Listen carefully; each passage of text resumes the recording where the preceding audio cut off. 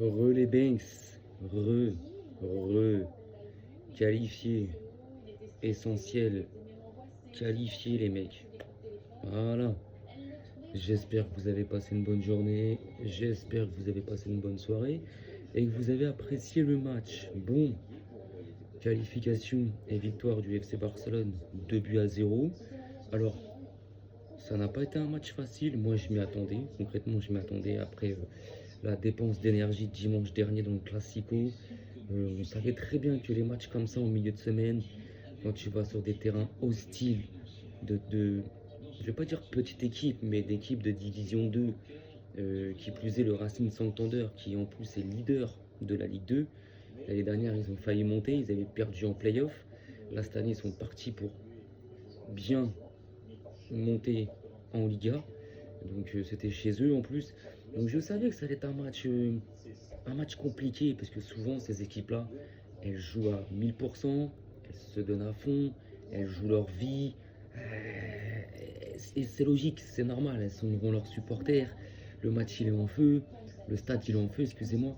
Ils ont envie de bien faire, tu vois. Et nous, au contraire, on va pas jouer comme on va jouer un match face au Real ou au LDC face à une grosse équipe ou contre une grosse équipe de Liga. Ça va pas être pareil, les mecs, c'est sûr. On va pas mettre la même intensité. On va beaucoup plus être dans la gestion, mais on va quand même faire le boulot. Donc le boulot, on l'a fait. Alors, je dis pas qu'on. Alors, concrètement, en première mi-temps, le Racing Santander, ils ont mis quoi? Une occasion, je crois. Franchement, en première, ils ont une occasion. En deuxième, certes, ils ont 2 buts refusés. Mais bon, tu prends les 2 buts refusés, les mecs. Alors, sur le deuxième, il y a hors-jeu de 4 mètres. Sur le premier, il y a hors-jeu de 2 mètres. Donc, en soi, la défense joue bien le coup. C'est bien défendu. Il y a de la communication. On se comprend très bien. Parfait. Maintenant, c'est vrai qu'à la 90e, là, je crois, ils ont une occasion. Il y a un face-à-face. Et Johan Garcia la sort. Alors, il y en a, ils vont dire, ouais, mais elle est sur lui, l'attaquant, s'il a place à côté, à terre, elle est dedans, certes. Mais Johan Garcia, il ferme l'angle, il fait bloc, et il sort, voilà, il sort la parade qu'il faut, parce qu'à ce moment-là, à la 91e, on menait que 1-0. Donc là, tu te fais revenir au score, et derrière, alors, je crois, je sais plus, mais je crois qu'en Coupe du Roi, il y a les prolongations. C'est pas directement les pénaltys, il me semble, dites-moi si je me trompe.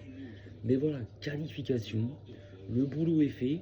Moi, ce qui m'a un peu plus chiffonné, c'est de faire jouer des joueurs qui, pour moi, sur des matchs comme ça, faut les laisser en repos. Tu vois, quand je vois que Flink, lors de la demi-finale de Super Coupe d'Espagne contre Bilbao, il n'avait pas fait jouer Lamine Yamal et je ne sais plus qui, et que là, contre une équipe en huitième de finale de Coupe du Roi, contre une équipe de D2, il te fait jouer Lamine Yamal, Koundé.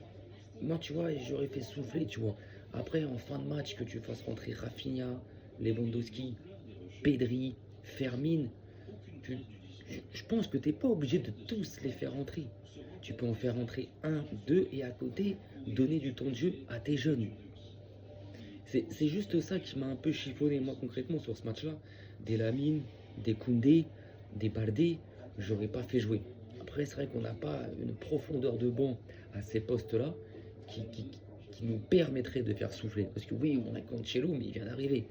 Donc est-ce qu'il a le jus qu'il faut pour débuter un match comme celui-là? Je ne pense pas. En tout cas, voilà, bon, on est qualifié. Concrètement, je pense que sur ce match-là, si on est concentré à 100%, si on est méchant comme on est méchant habituellement contre d'autres équipes d'un plus gros calibre, si on est plus méchant, on les tue d'entrée, on les tue dès la première mi-temps. Parce qu'on a on a quand même eu pas mal d'occasions, franchement. Et on rate trop. On rate trop. En première mi-temps, il y a des occasions de Olmo, Ferran, ou Rashford, ou même Lamine. Et ça doit finir au fond. Ça doit finir au fond. Et ça finissait pas au fond. Donc si on aurait été beaucoup plus précis, juste précis, et méchant devant les buts, je pense qu'à la mi-temps, si on est à 3-0 pour nous, c'est voilà, c'est pas danger. C'est pas immérité. Maintenant, à côté, voilà, on va pas dire qu'on a été mis en danger de fou. On va pas dire que qu'on a tremblé et tout. Bien sûr que Santander, jusqu'à la fin, tant qu'il y avait 1-0, ils se sont donné les moyens. Ils ont tenté, ils ont essayé. Mais c'est pareil, tu prends leurs 2 buts refusés parce qu'il y a des 10 mètres d'hors-jeu. Et la parade de Garcia à la 91e, en soi, ils n'ont pas un nombre incalculable d'occasions. Ils n'ont pas des occasions de malade. On n'était pas là, waouh, wow, c'est chaud, wow. Non, non, concrètement, non, tu vois. On a assez bien géré le match. Donc en fait, c'est un score où le Barça a géré, a gagné 2-0. Il y a eu des moments de flottement, mais voilà, c'est un match que tu sais que tu vas le gagner, on va dire. Tu peux te faire éliminer, attention, hein, mais tu sais que tu vas le gagner, mais vaut mieux pas aller jusqu'en prolongation. Parce que déjà, tu as la fatigue en plus, hein, tu as le risque de blessure en plus, et tu as ce risque aussi de potentiellement t'écrouler et perdre le match. Et d'aller jusqu'à une séance de tir au but. Et je pense que c'était pas le projet d'Hansi Flick et de l'équipe ce soir. Donc victoire de but à 0, qualifié en quart de finale de Ligue des Champions. Donc on va jouer l'Atlético de Madrid, il me semble, si je ne me trompe pas, on va jouer l'Atlético de Madrid parce qu'ils sont sur le même tableau que nous. Et l'équipe qui se qualifiait entre l'Atlético et je ne sais plus contre qui ils ont joué, mais ils ont gagné 3-2, rencontrer le vainqueur de ce match-là entre le Barça et le Racing Santander. Donc victoire les gars, qualification. Et là, le prochain tour, donc les quarts de finale, ça va être une toute autre affiche. Parce que là tu joues l'Atlético de Madrid, donc une équipe top 3 en Liga, une équipe top 8 ou top 10 en Europe et en Ligue des Champions. Donc tu sais très bien que le quart de finale, ça va pas être la même danse. Que ce soit pour l'Atlético ou pour nous. Tu sais très bien que le Barça ne va pas aborder ce match-là de la même manière qu'ils ont abordé le match contre Santander. Parce que contre Santander, nos joueurs, ils n'ont pas abordé le match en mode comme dimanche face au Real. Ils n'ont pas abordé le match en mode faut les tuer, faut. T'arrives un peu plus en mode décontracte. En plus, t'arrives après une victoire en Super Coupe d'Espagne, dans un Classico. Donc, t'as eu, je pense, le dimanche soir et le lundi où t'as fait un peu la fête. T'étais en mode kiff et tout. Et concrètement, t'as repris vraiment le chemin du centre d'entraînement à partir du mardi, les mecs. Mardi, mercredi, aujourd'hui, jeudi, tu joues. Donc, voilà. On savait très bien qu'on n'allait pas aborder ce match-là à 1000% avec une motivation des grands soirs. Non, moi je le savais, je m'en doutais. Je savais très bien que ce soir le Barça n'allait pas nous sortir un match référence, une implication de zinzin, comme on a l'habitude de voir en Liga ou en LDC. Je le savais. Donc le boulot a été fait, parce que souvent, et on l'a vu hier avec le Real de Madrid, et on l'a vu aussi l'Atlético mardi soir, où ils ont gagné que 3-2 avec un coup franc de Antoine Griezmann à la 80 et quelques minutes. Donc 87e. Donc on voit que c'est des matchs pièges. C'est des matchs attention. Et nous, voilà, on a su l'aborder. Il n'y a pas de prolongation au bout. Il n'y a pas de fatigue en plus. Il n'y a pas de blessure. Tu te qualifies, tu gagnes 2-0. T'as fait le job. T'as fait le job. Après, oui, j'en vois, ils sont là à me dire, oui, mais on devrait gagner ce match-là 5, 6, 8-0. C'est vrai, mais ça dépend aussi de l'implication de tes joueurs. Et si tu connais ton équipe, tu sais très bien que le Barça, ce genre de match, ils vont pas s'impliquer à 1000%. Ils vont pas se donner à 1000%. Ils vont juste gérer et faire le boulot. C'est tout. Ils vont juste voilà, faire le boulot. Ils vont pas te sortir le match de l'année.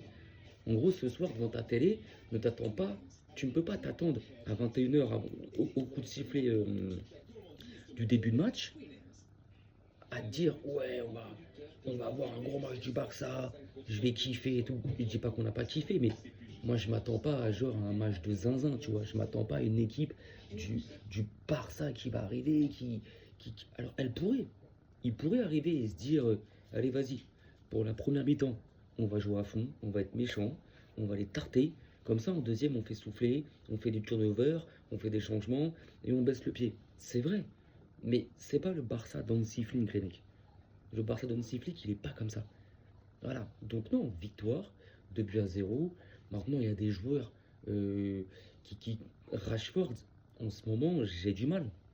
Rashford, en ce moment, j'ai du mal. Tu vois, Rashford, pour moi, dans un match comme ça, lui, par contre, doit, doit se donner à fond.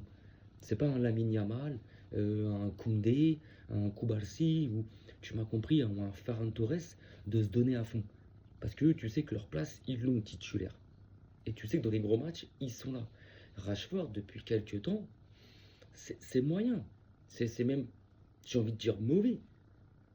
Et alors que dans un match comme ça, t'as la chance d'être titulaire, alors qu'il aurait pu mettre Rooney Bardi, bah Rashford, hey, fais montrer, montre-toi. Toi, tu dois être impliqué à 100%. Toi, tu dois être concentré à 100%. Et Rashford, ce soir, il a beaucoup trop de ratés. Il y a beaucoup de 1 vs 1 où il a perdu ses duels, où il s'est fait pocket. Et il y a beaucoup d'imprécisions. Et c'est pas normal pour un joueur de son standing face à une équipe comme le Racing Santander. Attention, hein, je les respecte, hein, mais vous me comprenez quand je dis ça. Donc, voilà, Ferran Torres, toujours là dans les bons coups. Pourtant, je l'ai toujours dit, Ferran Torres en tant que titulaire, c'est pas mon préféré, mais toujours là. C'est lui qui, à la 66e, sur une passe minutieuse, précise et parfaite de Fermin Lopez. Ferran Torres couvre le score. Et Lamine qui met le but à la 94e. Alors que l'action, de base, on aurait dû marquer plus tôt. Sur la passe de Lamine, Lewandowski ou Rafinha auraient dû marquer. Ça, c'est pas fait, mais bon. Rafinha assiste pour Lamine, buteur. Maintenant, le reste, Cachado, j'ai aimé son match. Bernal, un peu dans le dur, mais voilà, faut pas oublier que Bernal, l'année dernière, il a été blessé un an. Il est revenu vraiment entre octobre et novembre. Il n'a pas eu plus de temps de jeu que ça. Donc tu peux pas y en vouloir. Et Bernal, il faudra vraiment attendre l'année prochaine. Avec une vraie préparation physique. Tu vois ce que je veux dire? Cachado, il a fait son match. Olmo, il a alterné le bon et le moins bon. Donc voilà, là, Koundé, il a été pareil, le bon et le moins bon, mais Koundé, je ne le sentais pas impliqué à 100% ce soir. Il a fait ce qu'il fallait, il a fait le taf quand il fallait.